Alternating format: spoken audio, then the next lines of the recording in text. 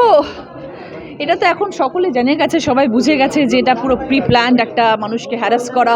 সব থেকে বড় কথা, পশ্চিমবাংলাকেই সবসময় টার্গেট করা হয় এই হ্যারাসমেন্টের করার জন্যে, এবং প্রত্যেকটি মানুষ হ্যারাসড হচ্ছে আজকে। এরকম নয় যে লোক বিশেষে, প্রতিটি মানুষকে, সাধারণ মানুষকে, ফিল্ম স্টারসদেরকে, সবাইকে আজকে হিয়ারিংয়ের জন্য ডাকা হচ্ছে। তাদেরকে পরিচয়পত্র দেখাতে হচ্ছে যে তারা পশ্চিমবঙ্গে তাদের জন্ম হয়েছে, বা তারা ভারতীয়, বা তারা আমাদের এই স্টেটের নাগরিক। এটাও তো আমাদের প্রমাণ করতে হচ্ছে।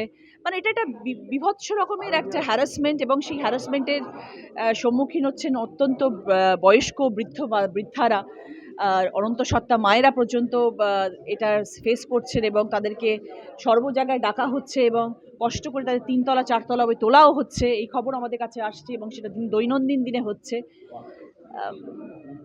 Everybody is very disturbed about the whole process. হ্যাঁ, আমরা পার্লামেন্টে সেই সময় উপস্থিত ছিলাম, এবং সৌগতদা এই আওয়াজটা তুলেছিলেন। আমরা সবাই আলোচনা করছিলাম যে উনি কী বলছেন। মানে আমাদের প্রথমে একটু ডাইজেস্ট করতে সময় লেগেছিল যেটা কী হচ্ছে।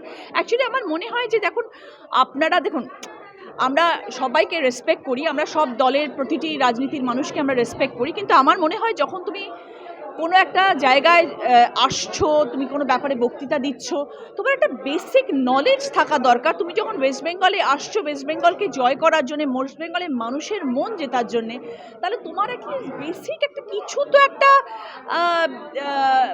পুঁথিগত একটা সাধারণ একটা কমন সেন্স থাকা দরকার, যে আমি সেখানকার মুনি ঋষিদের সম্বন্ধে, বা আমি বিপ্লবীদের সম্বন্ধে একটু জেনে তাদের নামটা প্রপারলি বুঝে শুনে তারপরে এসে কথা বলবো বা বক্তৃতা দেবো। এই বেসিক জিনিসটা একটু জানলে ভালো হয়। তখন তাহলে এত আমাদের বাগবিতণ্ডা থাকে না, বা এত ওনাদেরকেও এরমভাবে অপমানিত হতে হয় না।